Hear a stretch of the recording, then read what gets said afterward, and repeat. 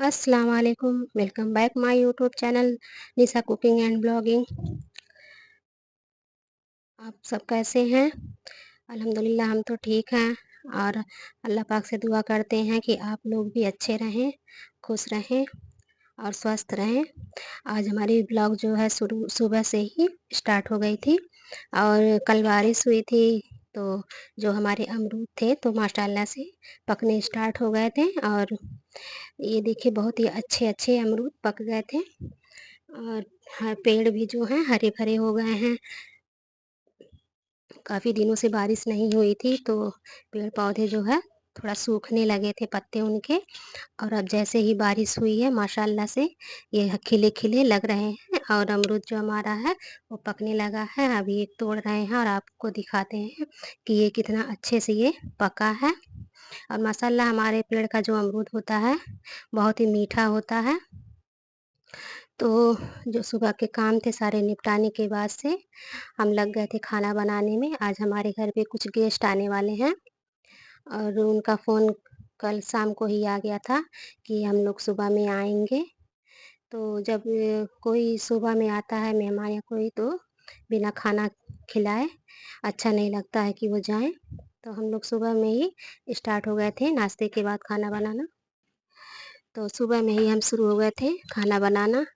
तो हस्बैंड जी ला दिए थे मछली, और मछली जब आती है तो बहुत वक़्त लग जाता है उसको धुलने में, उसको साफ़ करने में, और बहुत टाइम लगता है उसको बनाने में। तो पहले धो कर के मैंने इसको साफ़ किया और उसके बाद से पहले ही इसको फ्राई करके रख देते हैं, क्योंकि सबसे ज़्यादा टाइम इसको धुलने में और फ्राई करने में लगता है। तो मैंने इसमें बस नॉर्मल आटा जो हम घर में रोटियाँ बनाते हैं, उसी का इस्तेमाल किया है फ्राई करने के लिए। और ज़्यादातर मैं इसी का इस्तेमाल करती हूँ, क्योंकि नॉर्मली ये अच्छा होता है और इससे जब फ्राई करो तो जो हमारी मछली होती है, उसका कलर बहुत अच्छा आता है। और इसका मसाला जो है निकाल लिया था, और सिंपल से मसाले रहते हैं उसी में हम बनाते हैं। और काली सरसों जो है वो कंपल्सरी डालते हैं, तो अक्सर हम मछलियों में सरसों ज़रूर ही डालते हैं, अच्छा टेस्ट आता है उसका। और ये अच्छे तरीके से दोनों तरफ से ऐसे उलट-पलट करके इसको फ्राई करते हैं, और आप देख ही सकते हैं इसका कलर कितना अच्छा आता है। माशाल्लाह बहुत अच्छा कलर आता है। तो नॉर्मल सा ही ये फ़िश बनाते हैं हम, पर खाने में बहुत टेस्टी होता है। और इस तरीके से इसको फ्राई कर लेते हैं दोनों तरफ से उलट-पलट के, और ये क्रंची भी बनता है। वैसे भी लोग खा सकते हैं, क्योंकि जो आटे में हम थोड़ा-सा नमक मिला देते हैं, तो इसका टेस्ट थोड़ा-सा अलग हो जाता है। और इधर मछलियों को हम फ्राई कर रहे थे और दूसरी साइड रख दिए थे कढ़ाई, क्योंकि मछली ज़्यादा थी, फ्राई करने में वक़्त लग रहा था और मेहमानों के आने का टाइम भी हो रहा था। तो मसाले भी पीस लिए थे, लाइट आ गई थी, तो इधर मैंने थोड़ी-सी मेथी डाल कर के चटका लिया था और मसालों को डाल दिया है, ताकि ये मीडियम फ्लेम पे स्लो आँच पे इसको भूनते रहें। मछलियाँ भी फ्राई हो जाएँ और दूसरी साइड मसाले भी भून जाएँ, तो दोनों काम एक साथ ही हो जाए। तो अभी इसी तरीके से हमारा काम झटपट होगा। और थोड़ी जल्दबाज़ी भी थी, क्योंकि जो मेहमान आ रहे हैं उनको कहीं जाना था, तो इसीलिए से झटपट काम करना था हम लोगों को। तो इस तरीके से मैं चाकू से ही मछली को, इसका जो तेल है उसको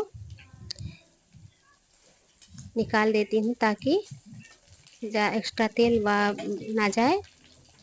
और काफ़ी बड़ी-बड़ी फ़िश थी जो, बहुत बड़ी-बड़ी थी भी, और इसको बोलते हैं यहाँ पे भाकुर, रोहू या भाकुर ऐसे ही बोलते हैं।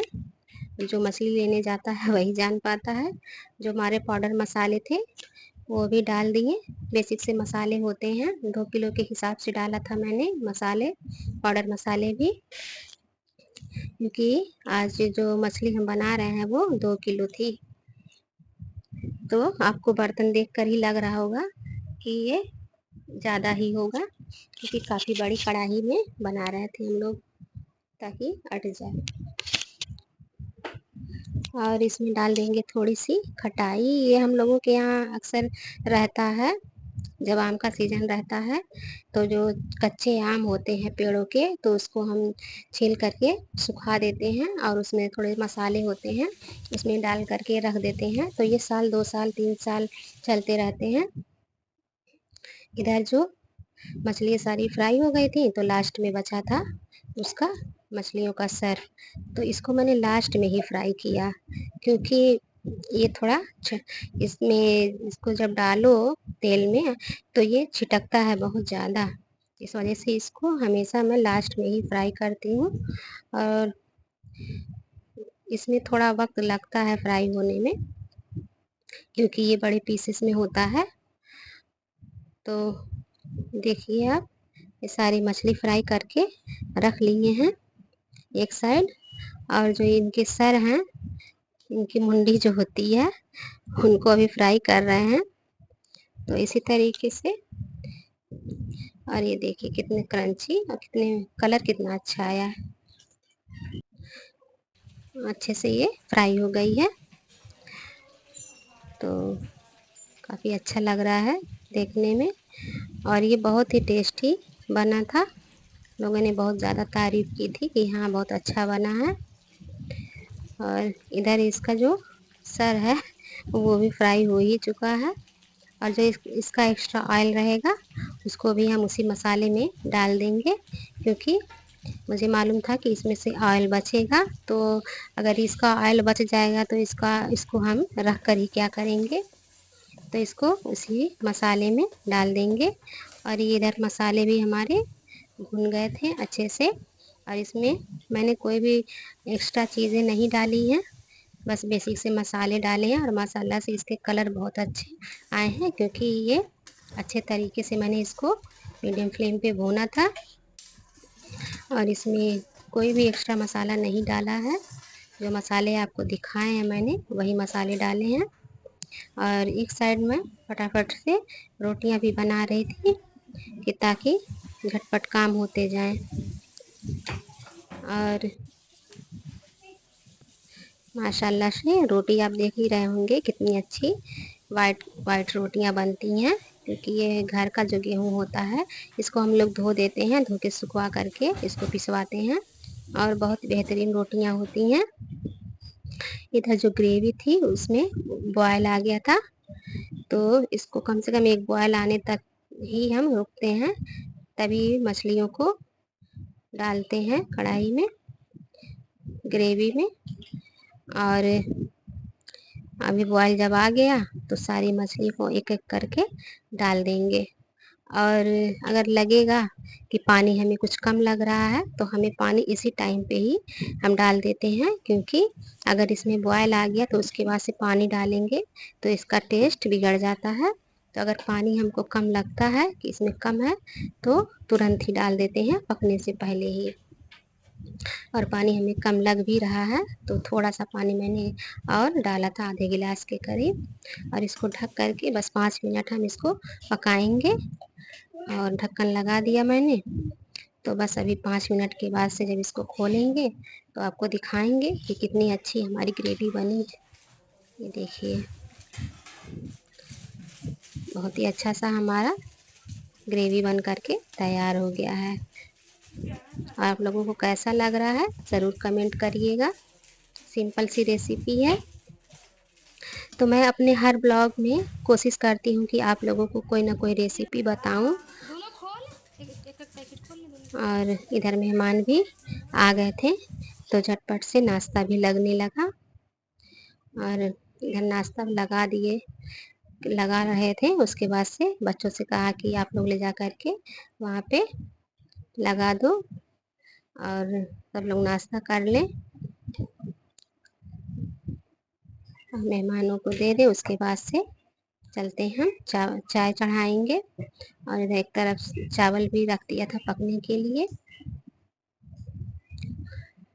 क्योंकि ये सारे काम करते करते वक्त हो गया था, तो जल झटपट से सबको खिलाना था खाना भी, तो जल्दी जल्दी से काम हो रहा था। और बच्चे लेके जा रहे थे नाश्ता लगाने के लिए।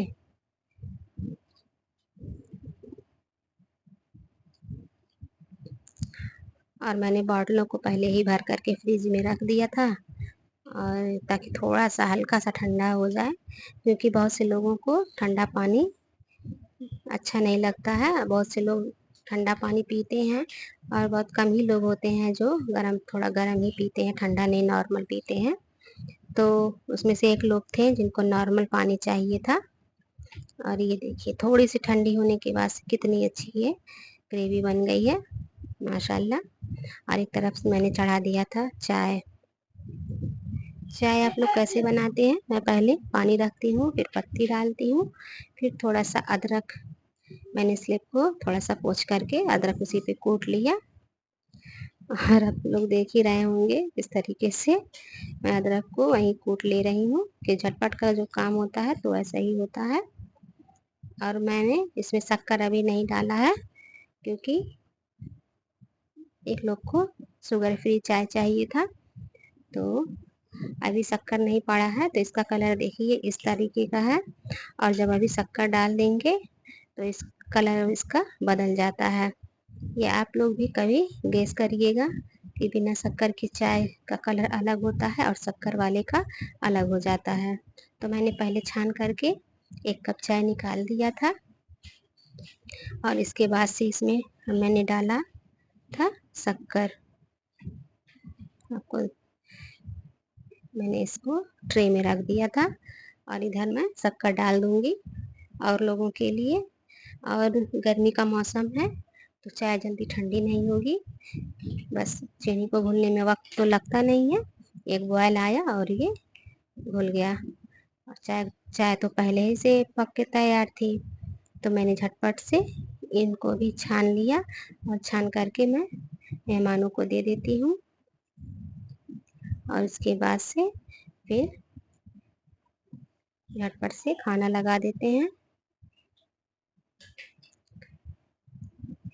और मेरी ब्लॉग की वीडियो हो तो मैं किसी को ब्लॉग में लेती नहीं हूँ, क्योंकि लोग कोई जल्दी ब्लॉग में आना नहीं चाहता है, तो इस वजह से।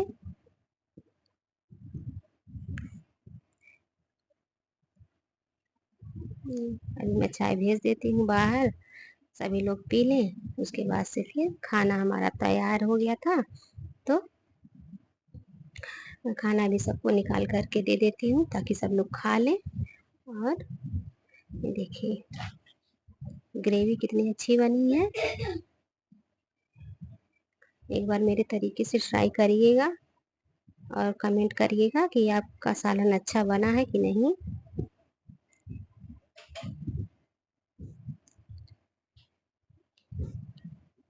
और मैंने जो रेसिपी बताया है वो आप लोगों को अच्छा लगा या नहीं लगा, कमेंट ज़रूर करिएगा।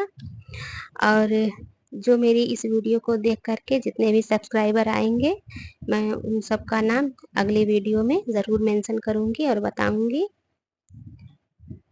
तो कमेंट करेंगे जब, तो अपने शहर का नाम और अपना नाम ज़रूर लिखिएगा, ताकि मुझे बताने में आसानी हो। तो मैं हर वीडियो में यही करूँगी कि जो भी मेरे सब्सक्राइबर हैं, जो फुल वीडियो को देख करके हमारे आएंगे, हमें सब्सक्राइब करेंगे, हम उनका नाम अपने हर वीडियो में बताएंगे एक एक करके। और इधर खाना मैंने निकाल दिया था, चावल भी निकाल दिया था, रोटी को भी निकाल दिया था, सैलेड वगैरह कट गया था तो वो पहले से ही जा चुका था। सब लोग खाना खा रहे थे, तो मैंने जो फ्रूट्स थे उनको भी काट लिया, और जो बचे हुए केले थे मैंने उसको उठा करके रख दिया था। और ये अब देखिए ये हाथ से बना हुआ डलिया है, इसमें हम लोग रोटियां पहले रखते थे, रोटियां रखने के काम आती हैं। तो अभी तो इसको बस यही सब काम हो रह गया है, अभी इसका रोटियां अभी इसमें कोई रखता नहीं है। तो जो फ्रूट वगैरह आते हैं तो इस तरीके से उठा करके रख दिया जाता है। और सब खाना पीना हो गया था तो मैं आ गई थी ऊपर, क्योंकि मुझे अब घर का मैंने कोई काम किया नहीं था, तो मेहमान चले गए थे, तो अभी मुझे घर के सारे काम जो हम रूम वगैरह ठीक करना है, सब कुछ फैला हुआ था वैसे ही, तो अभी मैं रूम अपना सही कर देती हूँ और सही करते-करते मैं आप लोगों से बातें भी कर लूँगी। और हस्बैंड जी आ गए थे मेरे आज सुबह में टूर से वापस, तो उनको जो कंपनी से ड्रेस मिला था, तो पैंट को दे दिया था स्टिच करने के लिए और टी-शर्ट वगैरह था तो रख दिए थे, क्योंकि वो साइज़ का ही था। और पैंट थोड़ा नीचे से, आप लोग तो जानते ही होंगे कि नीचे से उसकी मोहरी बनवानी रहती है, तो बनाने के लिए दे दिए थे। इधर देखिए मेरा पूरा रूम फैला हुआ है, बच्चे रहते हैं घर पे तो पूरा रूम फैला देते हैं। तो अभी मुझे सारी ही चीज़ों को सही करना है। जो कल मैंने चादर वगैरह धुली थी, सब के सब वैसे ही पड़े थे, तो मैंने इन सबको पहले तही लगा करके रख देना है। उसके बाद से फिर रूम को मैं ठीक करूँगी। पहले जितने भी कपड़े हैं, सारे ही कपड़े मैं तही मार करके रख दूँ। और मैं अक्सर जो चादरें वगैरह होती हैं, जो ऐसे मतलब रोज़ के इस्तेमाल की चीज़ें नहीं होती हैं, तो मैं इस तरीके से जो कपड़े का बैग आता है, उसमें कर के मैं रखती हूँ, ताकि ये गंदे ना हों। और इस तरीके से समेट भी उठते हैं सारे चीज़ें एक साइड में रहती हैं और इधर-उधर फैले नहीं रहते। तो इस वजह से मैं जो भी कैरी बैग आता है, तो मैं उसको इस्तेमाल करने के लिए रख देती हूँ। मैं इधर-उधर फेंकती नहीं हूँ, ताकि कुछ कुछ सामान होते हैं जिनको मैं भर करके एक साइड में रख दूँ, ताकि जब इस्तेमाल करने की बारी आए तो वही चीज़ हमें आसानी से मिल जाए और याद भी रहता है कि उसी जगह पे रखे हुए हैं और उस चीज़ में रखे हैं, तो याद रहता है, तो निकाल करके अपना काम हमारा हो जाता है। तो जितने भी कपड़े वगैरह थे सोफे पे पड़े थे और इधर पड़े हुए थे, और ये चादर मैं हमेशा प्रेस करने के काम में लाती हूँ, इसी के ऊपर मैं कपड़े प्रेस करती हूँ। तो मैंने इसको भी इस तरीके से रख दिया और कपड़ों के ऊपर जो मैं एक कपड़ा डाल के रखती हूँ, ताकि हमारा रूम अच्छे से दिखे, सेट रहे और कपड़ों के ऊपर जो धूल मिट्टी आती है बाहर से, वो ना आए, तो उसके ऊपर से मैं हमेशा कपड़ा डाल करके रख देती हूँ। और चलिए सारे कपड़े समेटते हैं और आपसे बातें भी करते रहेंगे। और इस तरीके से जो भी कपड़े थे सभी को मैं सेट करते जा रही हूँ। और दोस्तों गर्मी इतनी ज़्यादा पड़ रही है कि क्या ही बताएं। मैं रूम का जो बेड की चादर थी, वो मैंने कल ही बदला था, तो गंदा नहीं हुआ था, तो मैंने इसी को सही कर दिया। और जो चादरें वगैरह थी सबको तही लगा करके रख देते हैं। फिर आपको पूरा रूम दिखाते हैं कि कैसा है, कैसे कैसा हुआ है, पहले कैसा लग रहा था और अभी कैसा लग रहा है, अभी सही लग रहा है या नहीं लग रहा है, कमेंट में बताइएगा। और अभी कपड़े धुलने की बारी आ गई है, तो जो हस्बैंड जी कपड़े लाए थे और बच्चों के जो ड्रेस वगैरह थे, उन सबको मैं हाथ से ही धुलती हूँ। मैं मशीन का इस्तेमाल कम करती हूँ, क्योंकि मुझे हाथ के धुले हुए कपड़े ही अच्छे लगते हैं। ड्रेस वगैरह होते हैं तो मशीन में डालने से ख़राब हो जाते हैं, तो मैं अक्सर हमेशा ही मैं हाथ से ही धुलती हूँ। जो जीन्स वगैरह जैसे 2-1 रहता है तो हाथ से धुलती हूँ, और अगर ज़्यादा जीन्स रहता है तो ही मैं मशीन में डालती हूँ, नहीं तो 1-2 जीन्स उतरता रहता है, क्योंकि मैं डेली के डेली कपड़े धो देती हूँ। मैं कपड़ों को बटोर करके नहीं रखती हूँ इकट्ठा करके, क्योंकि मुझे यही अच्छा लगता है। कपड़े जितने साफ रहते हैं उतना मुझे अच्छा लगता है, अगर 1-2 कपड़ा रहता है तो मुझे अच्छा नहीं लगता।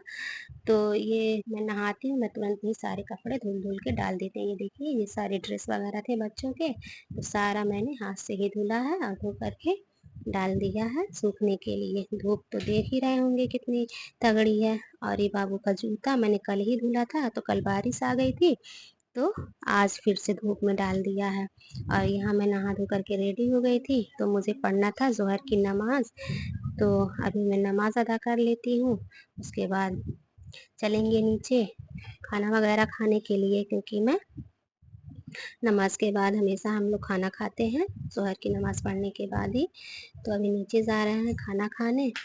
और आप लोग अच्छे-अच्छे कमेंट ज़रूर करिएगा और हमारे चैनल पे नए हो तो सब्सक्राइब करिएगा और